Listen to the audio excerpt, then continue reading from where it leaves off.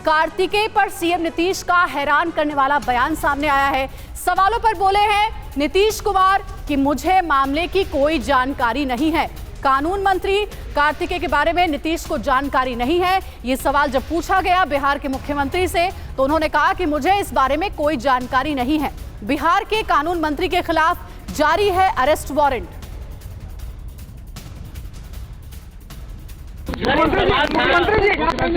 विधि मंत्री पे सवाल खड़े हो रहे हैं सर, उनके खिलाफ में वारंट है, जिनको बनाए हैं उनके खिलाफ में वारंट है।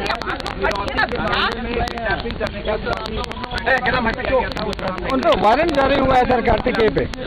नहीं पता इसके बारे में जानकारी हमको बीजेपी जल्दी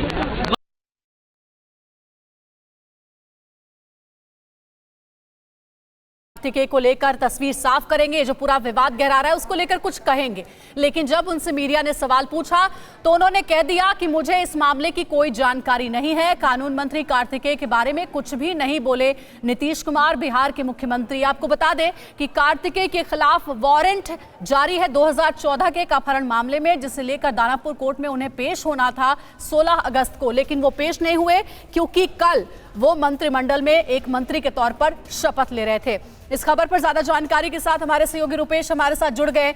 रुपेश, उम्मीद तो थी कि नीतीश कुमार कुछ कहेंगे कानून मंत्री कार्तिकेय सिंह को लेकर, लेकिन उन्होंने तो ये कह दिया कि मुझे इस पूरे मामले की जानकारी ही नहीं है। विवाद को खत्म करते वो नजर आए। अब क्या होगा इस पूरे मामले में? बीजेपी से एक बड़ा मुद्दा बनाने वाली है।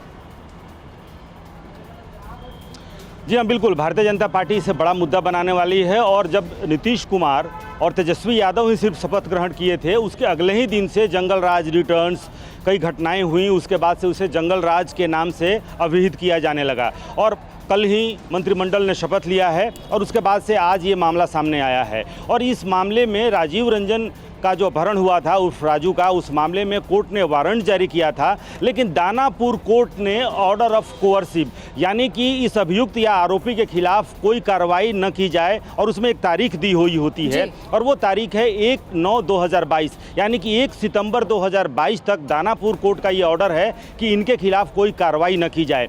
जब से विवाद शुरू हुआ है कि वारंट जारी है, क्या ये फरार हैं, फरारी की स्थिति में क्या इन्होंने मंत्री पद की शपथ ली है, उसके बाद से ये जो ऑर्डर है दानापुर कोर्ट के द्वारा जो ऑर्डर जारी किया गया है, वो ऑर्डर की कॉपी भी हमारे पास है जिसमें साफ लिखा हुआ है और ये मोकामा थाना प्रभारी को दानापुर कोर्ट के द्वारा दिया गया है कि 1 सितंबर 2022 के पहले कोई इनके खिलाफ कार्रवाई न की जाए, जिसे हम कहते हैं कोअर्सिव ऑर्डर। वो कोअर्सिव ऑर्डर भी जारी है और हम लोग खड़े हैं अभी जो कानून मंत्री हैं जिन्होंने कल शपथ ली है, उसके बाद पदभार भी ग्रहण किया है, उनके आवास के ठीक बाहर हम खड़े हैं। इंतजार है कि कब वो आए। हालांकि उनके वकीलों ने और राजद के प्रवक्ताओं ने भी ये कहा है कि कोर्ट ने इस पूरे मामले में स्टे ऑर्डर लगा रखा है, क्योंकि ये जो अपहरण का मामला था उसमें सिर्फ एक जो कानून मंत्री इस वक्त के हैं सिर्फ वो ही अभियुक्त नहीं थे, बल्कि कई लोग अभियुक्त थे, उसमें दर्जन से ज्यादा लोग अभियुक्त थे। रुपेश, हमारे साथ आप बने रहिएगा इस पूरे मामले में। आगे भी आपसे हमें डिटेल्स ले ली हैं, लेकिन एक अपडेट ये भी है, आरजेडी को लेकर ये अपडेट है। कानून मंत्री कार्तिकेय के मामले में आरजेडी ने भी एक दावा किया है। क्या है वो दावा, उसके बारे में सुनिए।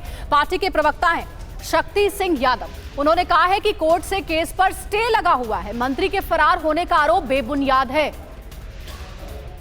तो आरजेडी के एमएलसी हैं कार्तिकेय सिंह और इन्हें कानून मंत्री बनाया गया है और इस पूरे विवाद पर अब आरजेडी की भी प्रतिक्रिया सामने आई है। पार्टी के प्रवक्ता शक्ति सिंह यादव ने कहा है कि कोर्ट से केस पर स्टे लगा हुआ है, इसलिए मंत्री के फरार होने का आरोप बेबुनियाद है।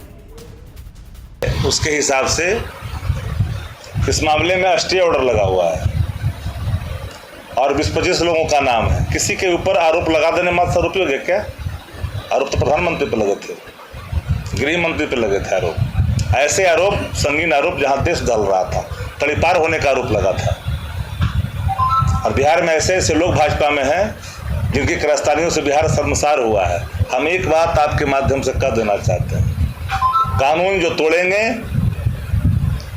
वो बख्शे नहीं जाएंगे। कानून अपना काम करेगा और जिस पर कानून अप्लाई करेगा उसको जवाब देना पड़ेगा। A to Z की जो परिकल्पना है उस परिकल्पनाओं के अनुरूप मैं डंके की चोट पर कह सकता हूँ कि वह स्थापित होता दिखेगा।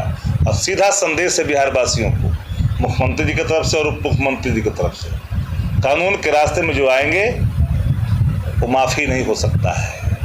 हम लोग वो नहीं हैं कि अपनों को बचाइए और गैरों को फंसाइए, भाजपा की फितरत है।